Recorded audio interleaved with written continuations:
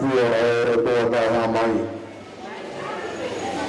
So ka mai, mo alo, la mari maononi.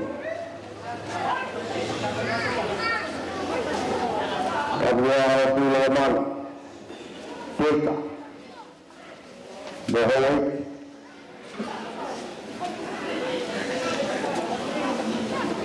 ka vua sori, e vua sopai, tu mea o Muhammad Abo. La vua vai faz con piro va semua. Ama si kau ai ko ta po sisi.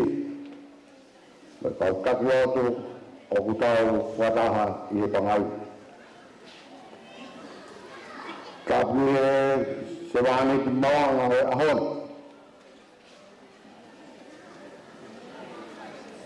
Kapue alon ama Amelia Fotofili.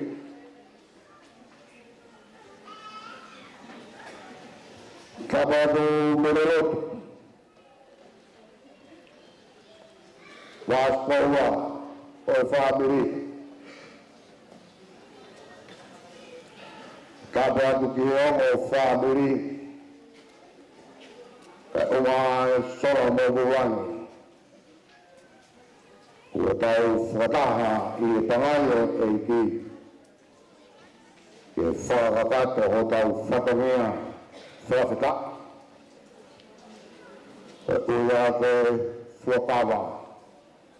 O kovinanite ai o toa o whamao ia no siasi I ahakoen. E tangata ia te au whaitua ka tā mō koe whangamarien. Ki tau hake ake o tau o toa. O maha mōpo o tau pangai. Aki ha tau lot. Wāwaki. Ai te pire o e whiawhikoini. Ta hui wawe I me se taha o himi koini. Airea ko whawhe tātai whaifkau ko Paula Fustoa.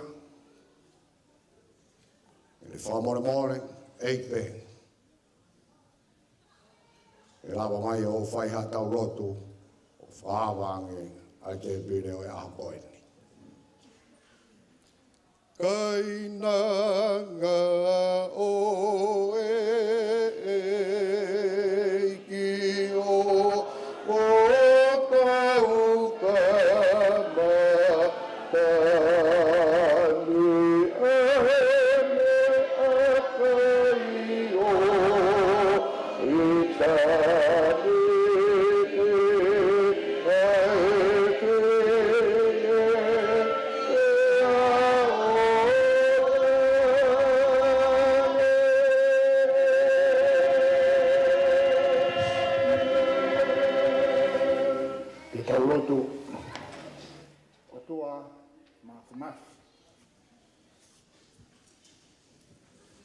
Koho mafi, moho poto, o mau te fuai I ahoni.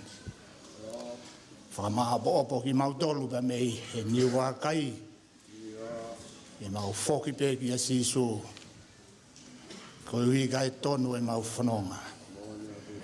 Mau whamaro atu I he whaitutu ni poto o e ahoni. Ki he tawa koini, tau mai whine mui. O mau kātoanga. He nā ke wholofola pē, pia koho whina ngalo o ia. Ahoni. Lava mai e o ngā whamiri. Ke whai ai kātoanga koini. Pia whai ai ai whakaongo sia o e ahoni. O I gai ko e whakarangilangi pē a Ronald, a mo Amelia, ka kei langi I ai pē a ho a whio. Tāpua ki mai e whakaongo siani. I loa I ho eiki. Da mau me atokon me ai.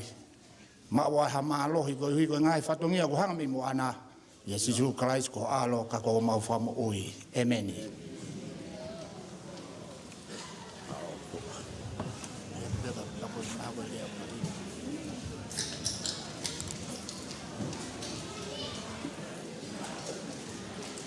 maro ke tatai whai whakau. E ui koe lot o kamataki a e tau o wairo e haoni.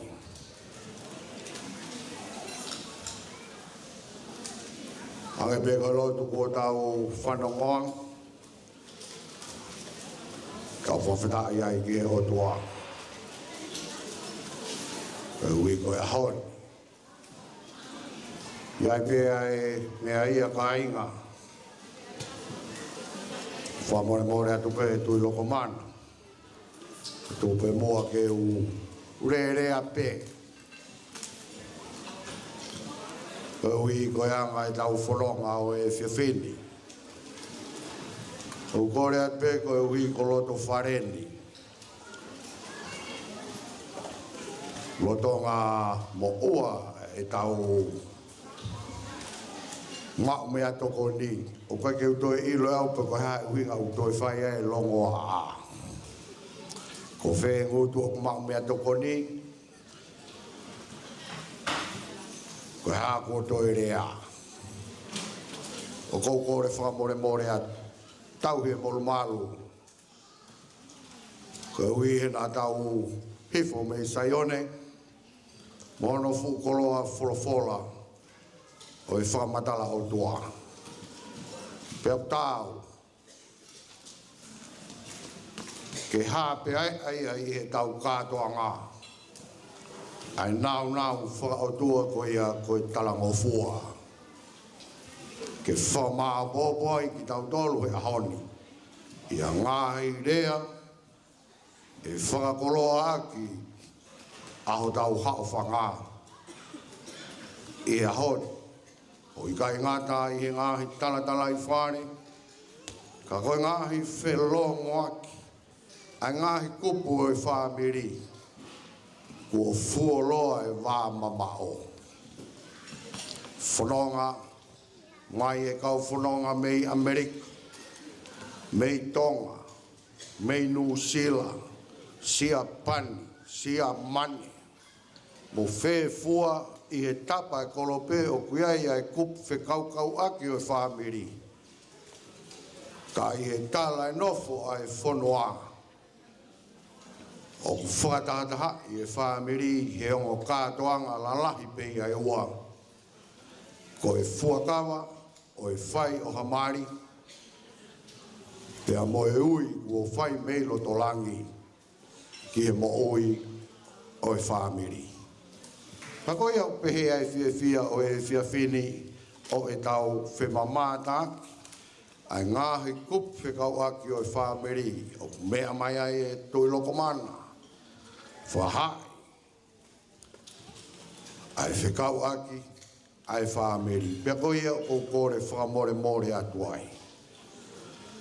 Koe tau tauhi ai molu malu, koe tau oangeia, ai mea ofa koe ia ki e tau whanau. Ke nau sio kia te ki tau tolu, o ku tau tu whakalongolongo, pea puke mo e tau whanau, kai lava. O whakakato ai ngā whatongia o e whiawhini. Wiai e tau ngāhi rea i e whiawhini. Ko e rea whawhisi. Mo e rea me he whamiri o e tamai, te tau kamataki. Pea kalawaia, te tau hoko atu ki he whamiri tamai, a Amelia. Pea kalawaia, te tau whoki mai i he whamiri whae, a Ronald, Kemp Fotofili. Pea kalawaia, te tau whoki ki he whamiri whae, a Amelia. I e whiawhiti. Pea koe ne lava, ai rea e whāko ia, oku ata ki he whamiri. Ke rea. Koe holoni o tok tāpuni i he tahaua he pōri. Kai ke tau ilo ai hala whanonga. Nā koe tau whakataha whakaosi mai eni. Mo asia ngahi kupu e family. Pea whai e whepūri ngaki o ui a i tāniti. Kana ia e taimi na e whai ai e whelongo aki. Pea goia, koe tau ngahi rea ia i ahoni. O kuata moe rea mawhana. I e whiawhini. Goia, koe tau rea urua ki, koe rea whakawhisi. Whai ea ke family fotofili. A rea uruaki. Whawhisi, moe rea ai tawhai tamai. I e whiawhini. Tau whaongo ngai.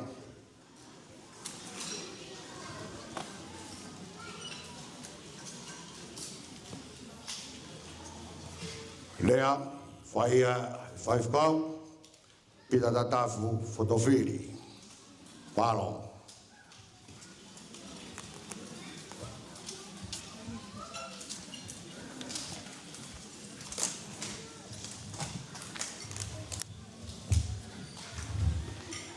Tapu pe mo e awhia o tua i o tauloto la Tonga. O kore ke hufanga atu he ngai whakatapu, ka mata ake tau whiohi, e aha whakolokoeni. Ka tā mau ke u tangofua ki he poklama o e ahoni. Ki u whai halea, koe whawhongai, aloni fotofili. Ki ngō pe whahoka ki rean, o tū koe whakawhetai ki he o tua. E ne tataki tau tōlu, I he uike koe ni, o tau o siai ahwa kolo koe ni, koe ofa a tātā pia ho tau eiki, o Sisu Kraisi. Holo peho I lo tūroko mana, ka tūpe ki o whai halea, whawhonga I atu, ai whaamiri.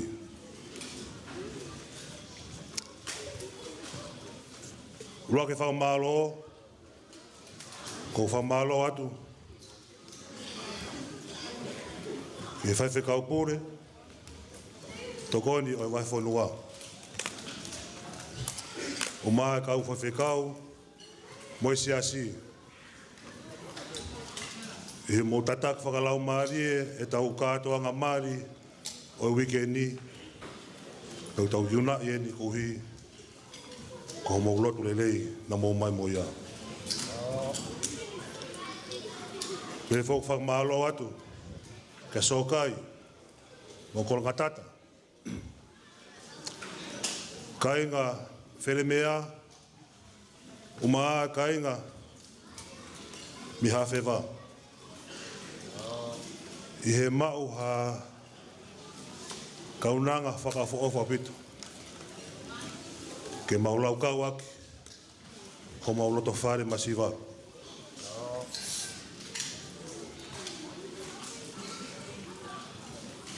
Ko mauloto whare Amelia Fotofili, o taha pe. O wikai ko hatalangata, pe ko hawhie poto, ko whangwhatapu, kau mawhawhongai, o taha pe e tau tāla. Hanga MC o whakehekeheki tau tōlu, ki he A1, A2, P1, P2. Ka koutu he ahoni o tau taha pe I he ofa ai o tua. Me tara whatongia o e ahoni o koutu he ahoni ko whawhonga I atu ai te hina koe ni I he kainga o loni fotofili. Whawhonga I atu a Simone, o mā tua koi. Mo toi ngai whamiri, I he tata nerei koe Amelia Fotofili ki he whamiri.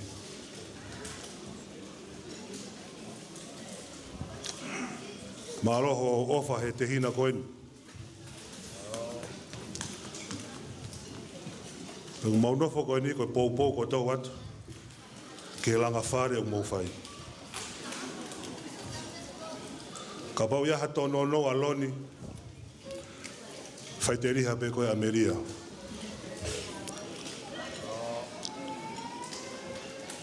Hange koe malanga whakaeke o ahoni. O maa e tau ngahi wau whakalotu. Me tōpole lulu. Tuke tau whalalaka sisu.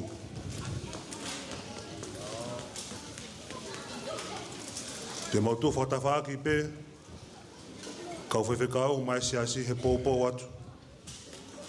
I he langa whare o mowhai. O tau fia ko tō ai. Mea mai pia wheke ira pe mowika mi Tonga. O tau kakato pe. He aha whakolo koe ni. Pe whok whamalo atu ki he kainga hono kotoa. O moulawa mai me ngahi tapa ke kehe o Aseriani, mani. Ke tau whakamooni i he ofa whakaotua, o tau inasia he momeni whakoloko ni.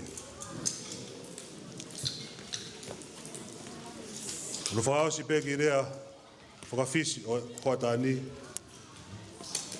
o kuiai ai puha e nima.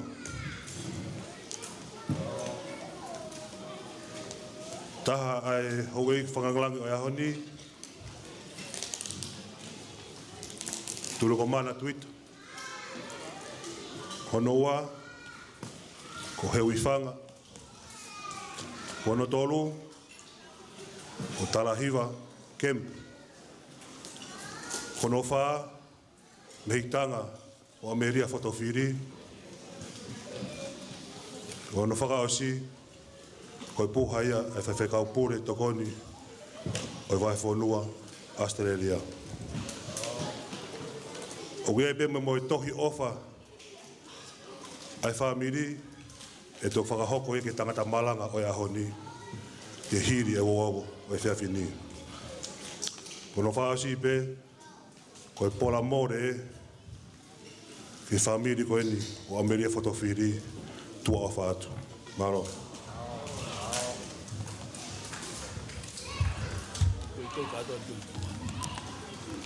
Maro ke tatai whaiwhikau, ki tata Fotofili, o whawhawhangai mai ai whamiri Fotofili, ka e pe ki e Ronald Fotofili, ka mo Amelia Fotofili. I ta wako atu ki e rea hono wang, o rea koni o whaia e mereana tupo niwa. Whaongo mai me e whaabiri, ko rea koe ni e whaia e mereana tupo niwa.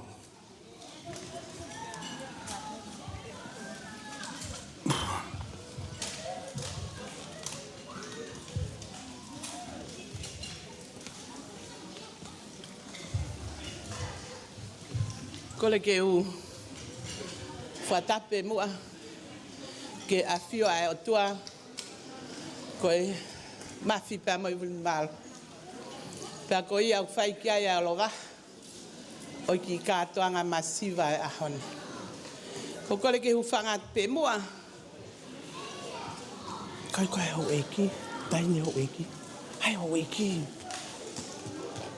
Tahine tui loko mana.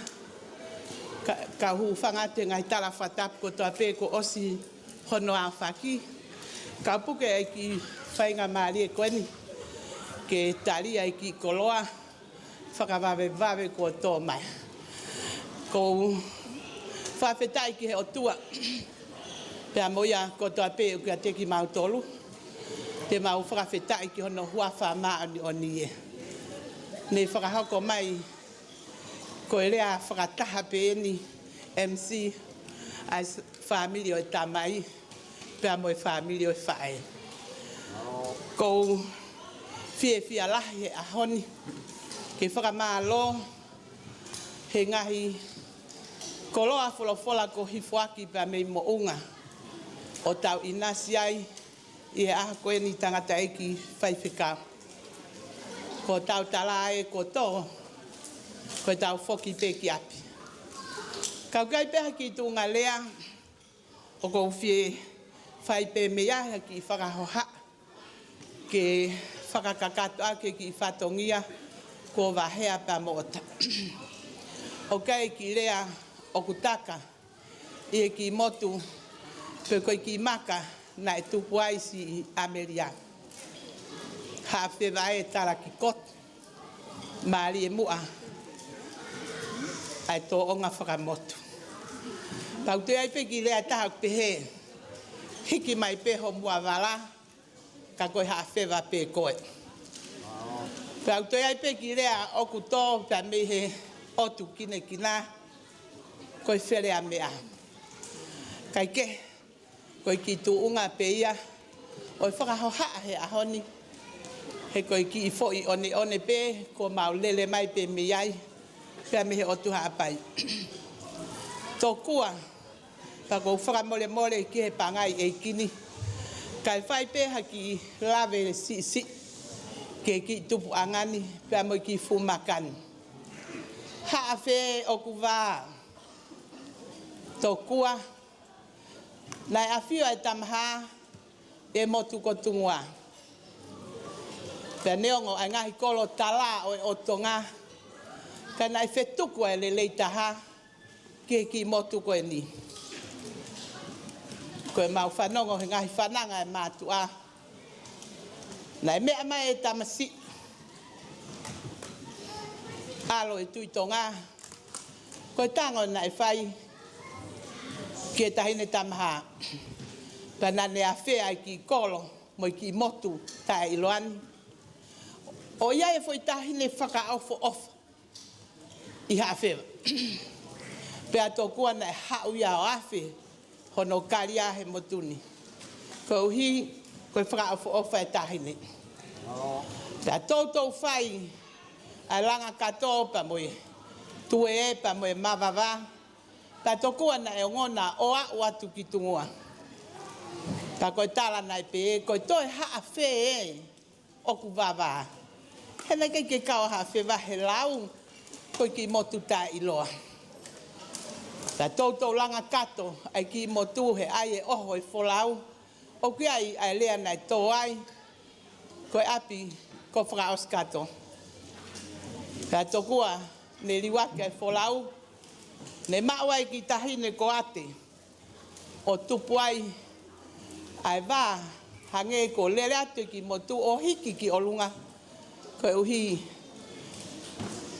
koe ki tahine ko eni, nai hoko mai pia me whare o he hou eiki. I he ahoni he kuno whō, mau whi kā mā ki holo pē, whakamotu pē. Pia whai pē si wāwā, ka nau kite hoku loto, koe tālu pia me tuai, ka moe a whea, ka masi lon, o mau whakamālo atu. Koe haata i loa pē, ka tupunga e wāwā he ahoni, ko awhi mai o taria, ai ki whine motuani. Pea hiki ai ki mautolu ke maolunga. Neongo, koe haata i loa pē. Kala mai nei whai e taui, o ngahi kolo tau, talai he otu hapai. Ma nei whai ngata ange whau ke taui, ai kolo tau ko velata.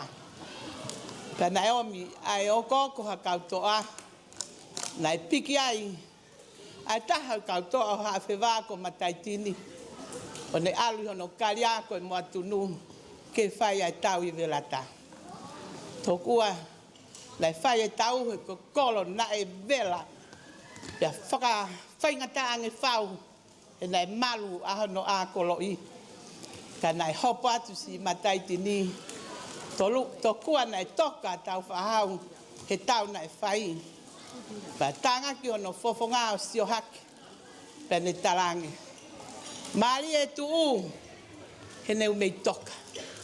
O maua e hingoa ma tāpule hoku ki i motu, ko tuu he toka. Tamasi loni, mari e tuu, he naku mei toka.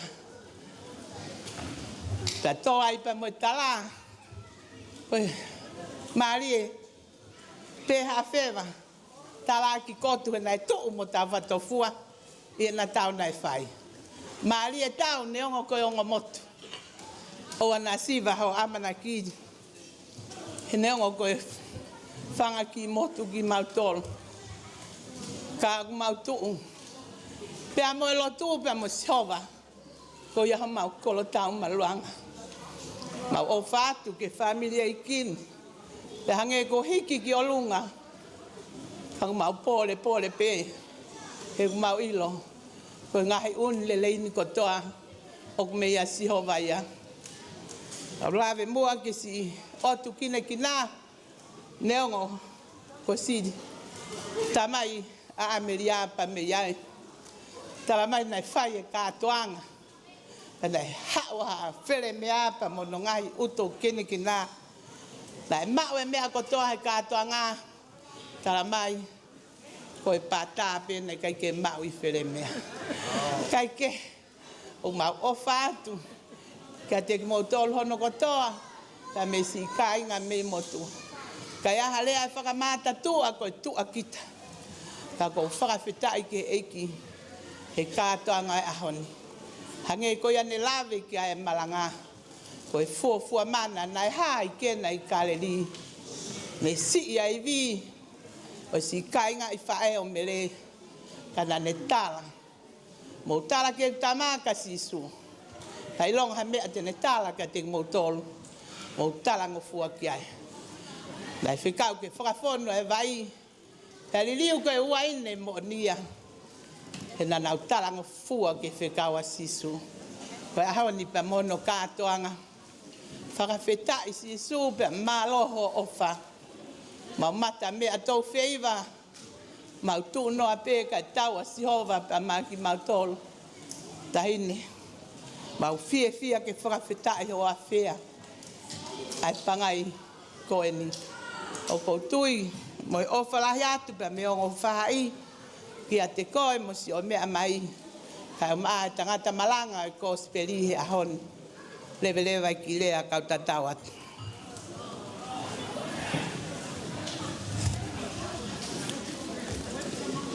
Maro ke Breana tupou liwa. O e whakakato ai ngō whahai I he Fotofili. A Amelia tamai. Pena mo e whahai I he Fotofili. Te peke tau oko atu. Ki whare atu ke oi. Ki all the girls. Hai. Ki tātaha I fo e longo a. Pea puke I fo ai molumalo e tau ngā aue I he Fotofili.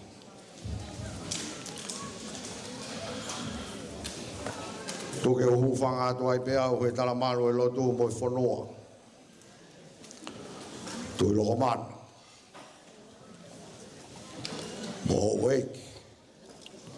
Peke o whahu. Katuro atu e uifanga ka o maa trahiwa. Ka tuku e ke u apapa atu he. Ka e whafofonga I atu ai pe. Ai tawhaaki pe koe hoa o whaanga koe ia o wheke I la. Ko vika. Koe whae ia aloni. Kia kou kore whamore atu. Nā pehe ko hako toe haai. Whamore atu family Fotofili. Kau poke e whainga maarieni. He koe fu wā mama o lau I tako. Ai hala whanonga. Koe aalo na e whai mei mango monomoka. O mau hake I he funga whakaala I halalo. Ko hapotu tae I loa. Mori e kina. Moi kai lau he kau I Tonga katoa. Kai whawhita. Pea whiu pe he koe ha whae kea te au. Koe ha koe huinga o kou rea I he mala ene. Na ia e tangatai ki ko tau veri. Whanau I e tau veri. A mere.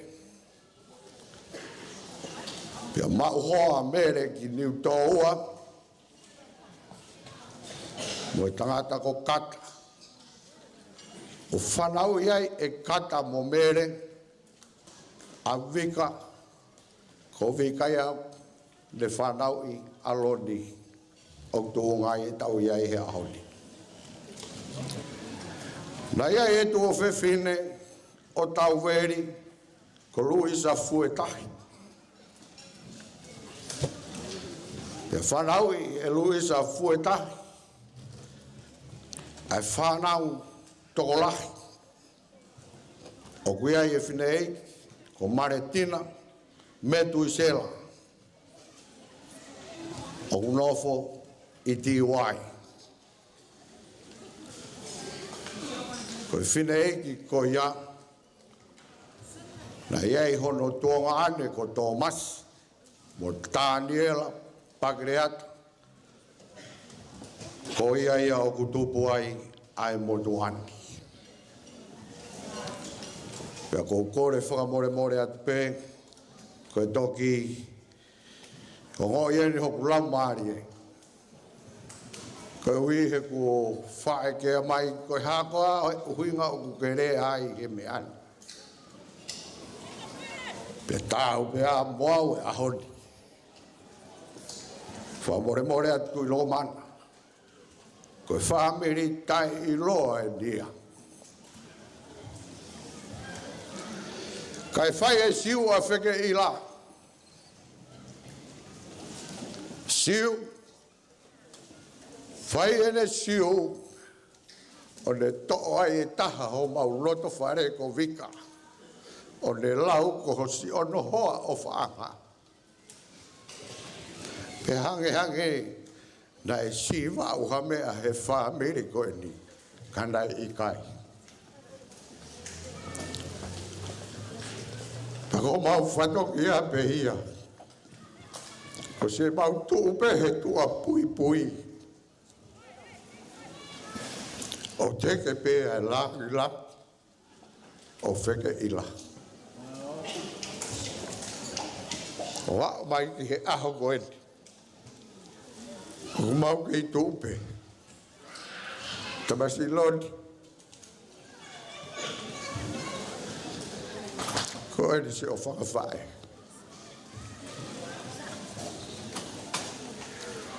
Ka rere mai mei Amerika.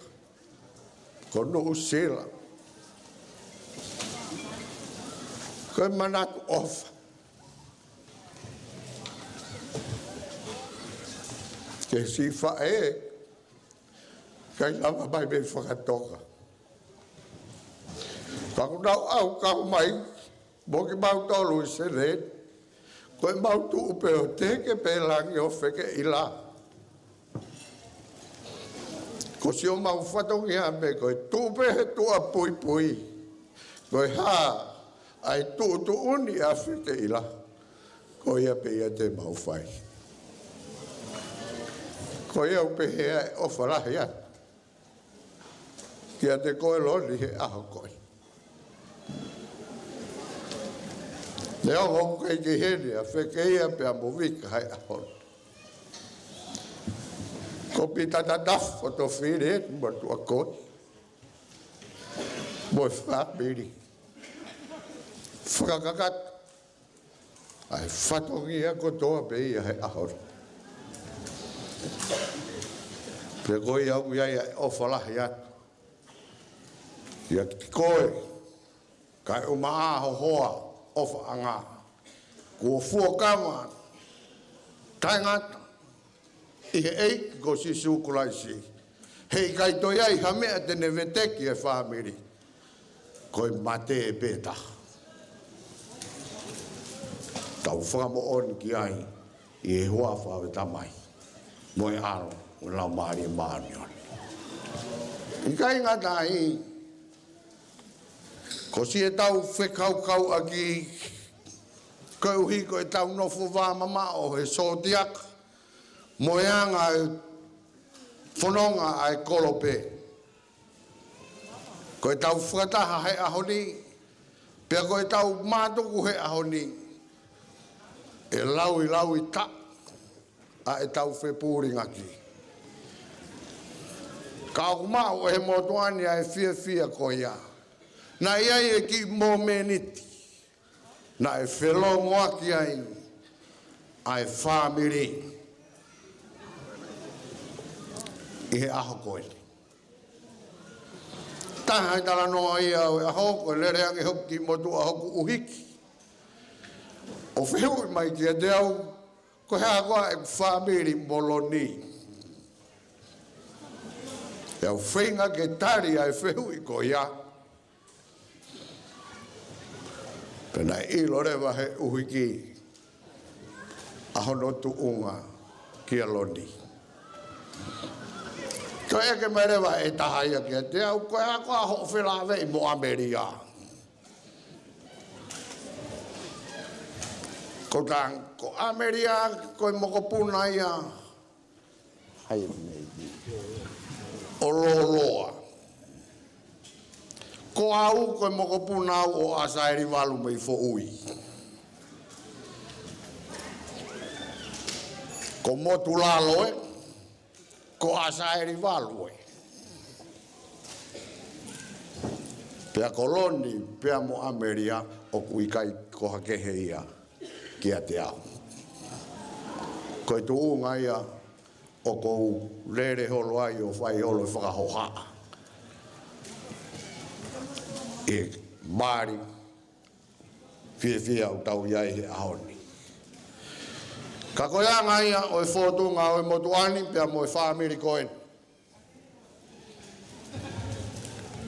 Kai ke ilo ki mautolo. Koe pepe koe mau ilo pe a mautolo. Ko e hui ko e mau fotofili.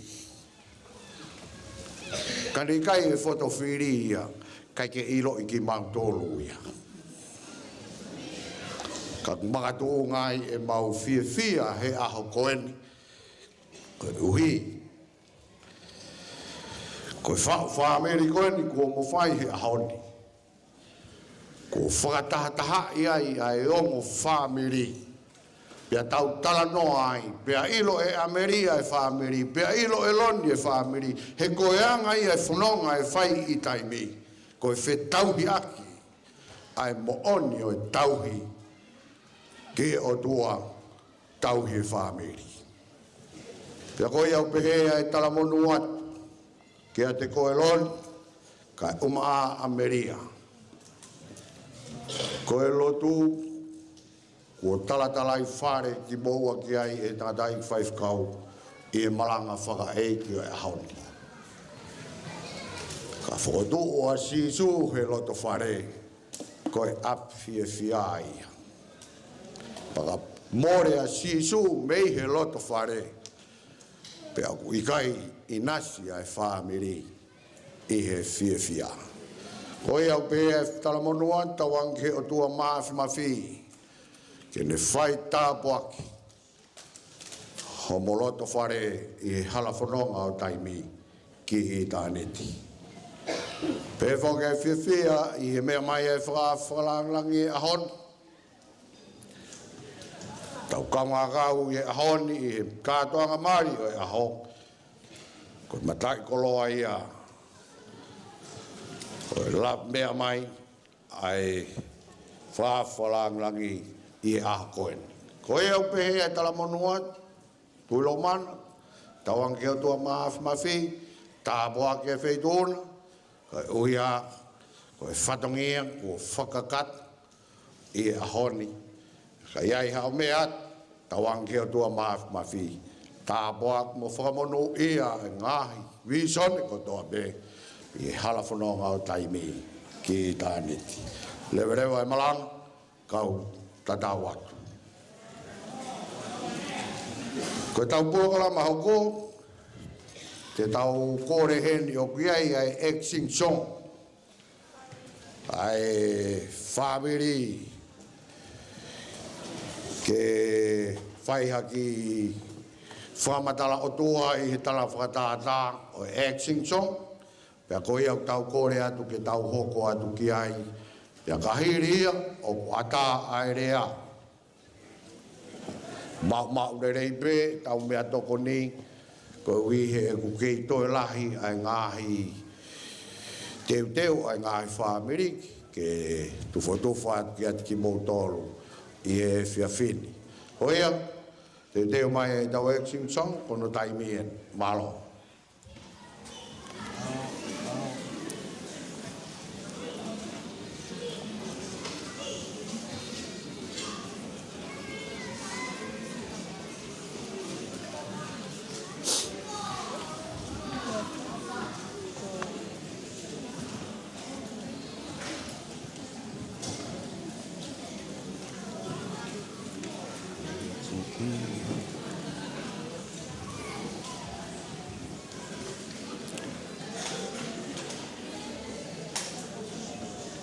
Ni losa, ni mau pe tau timi pea tukui mai.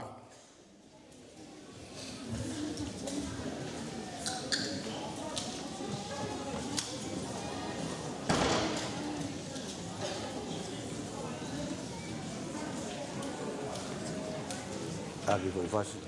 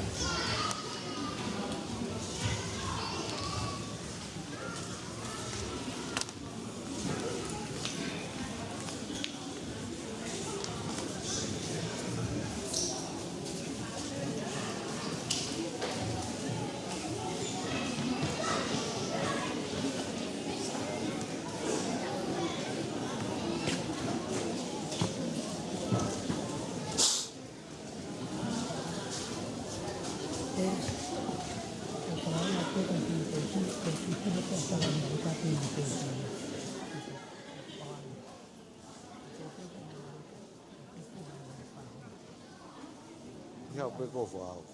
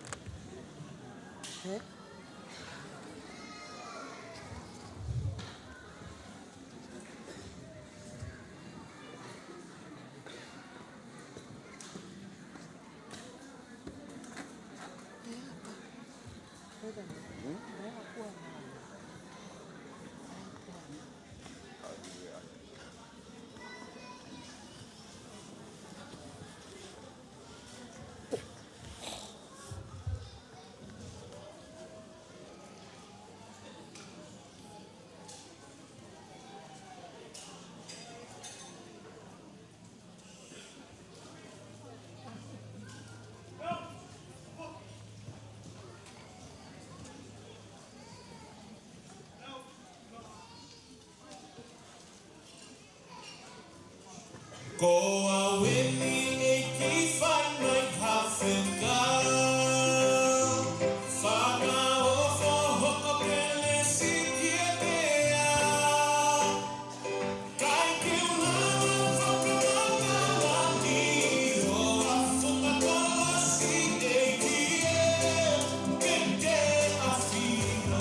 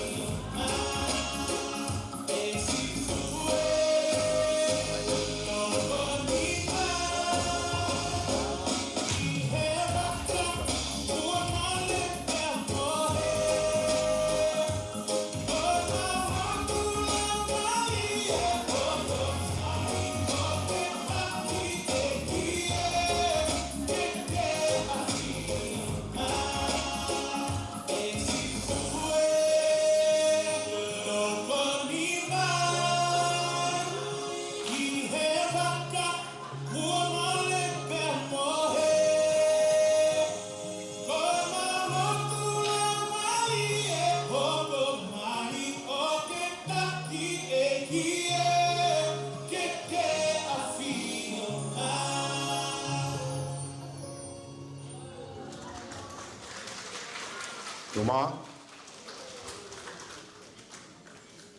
Maro.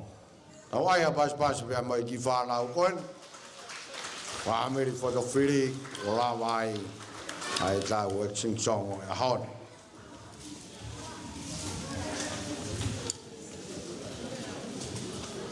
Koe tau polo ka māku a tāpe ai rea, iai harea fia, ka pau ko hao au o manat mamahi, ko kore whamore more atu ko ia. Rea fia, ia eiki.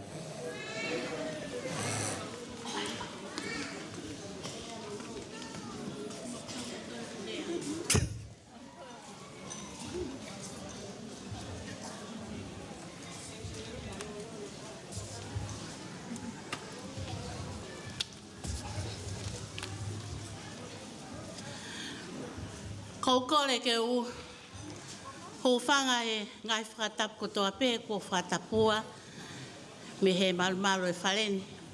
Ka tāmua mo oku ke u whaiha ki i rea ma whana ki i rea ke whakamahino atu a au e kutuunga ki he tamasi mari pea mo a kata he kulahi hono e kea mai ki maua pe ko ha mea ku mau mai e o kaunoa ai.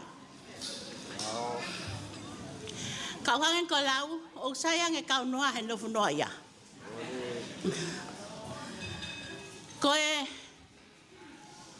maurele ko tō mai pēmeni u tō ua. Mo e tahine whai whia kau kōku, o ku mea mai koe. Po kau koe, uhinga e mau heni ai, te urakwa matala pe au. Ko whae koe e ku tangata eiki, ko whine ko man pasilio. Ka koe ne whae ko salote. Whanaya ai tungane o salote, ko Israeli. Pea ko Israeli, na ne whanau i eia, a kata, mo Kisaia, pea mo momotu, pea mo teu.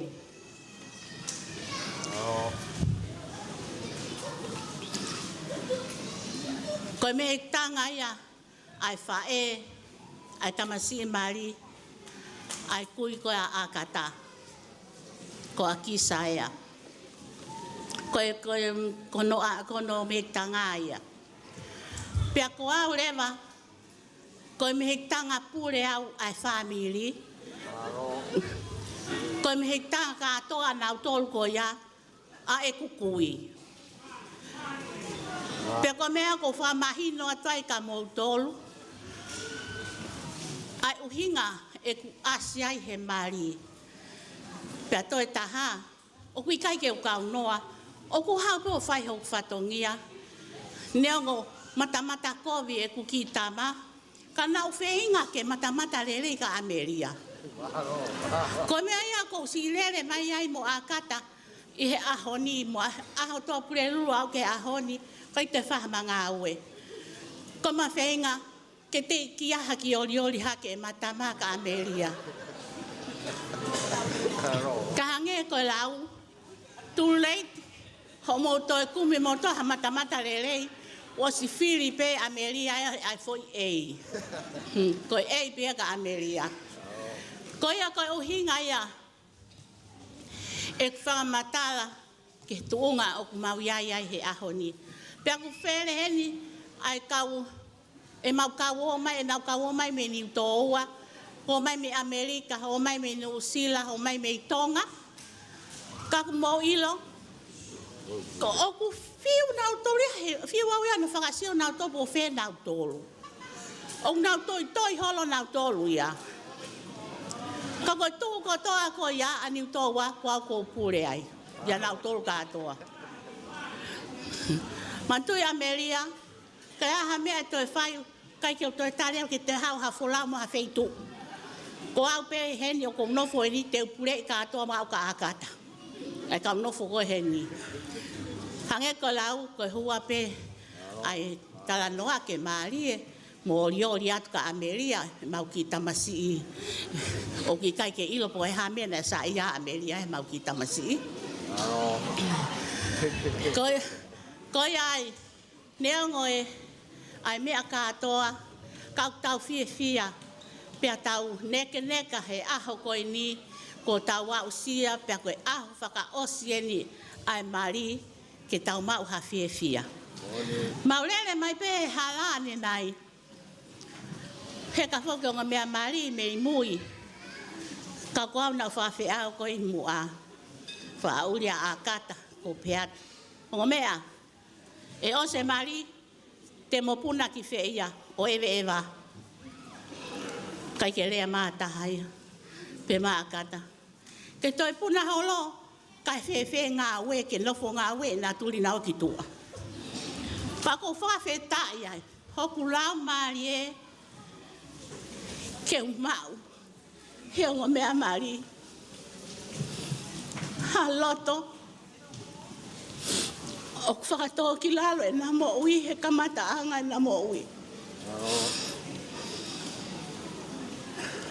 He kou pehe atu ka naua.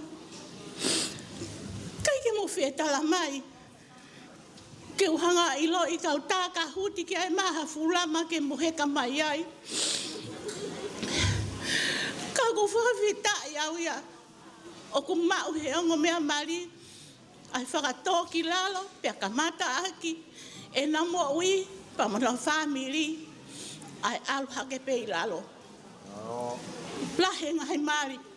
Ko lele mai ngai fulama. Lele mai moe ha. Ospe fly ki fe. Ka kou whakawhetai au. Ke mau he ongo mea koi ni. Ha loto. Nonga mo whia maari e nā mo ui. Ke kamata aki hona ki i whaniri. Ka ia harea ia e mau.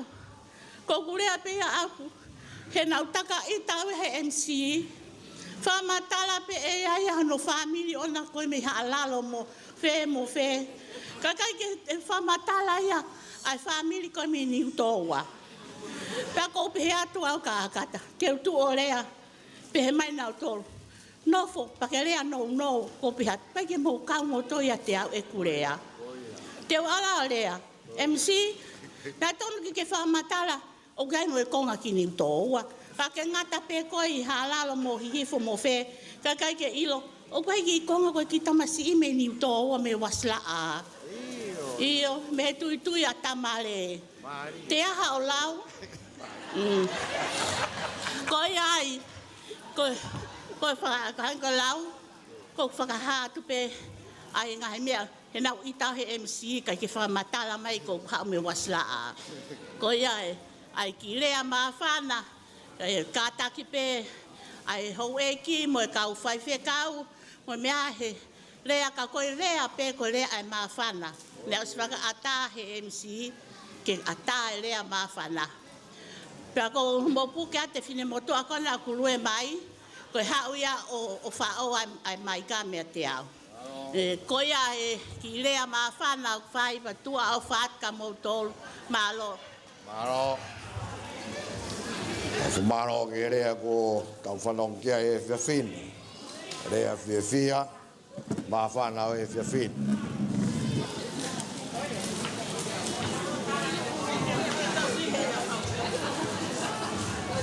Wange whai maare ko ni ki a mere lotu wawe. Whaki pare a mak taktor. Te tu pe te o ngoro ngore le ki mua ki te. Se o ngore le le a.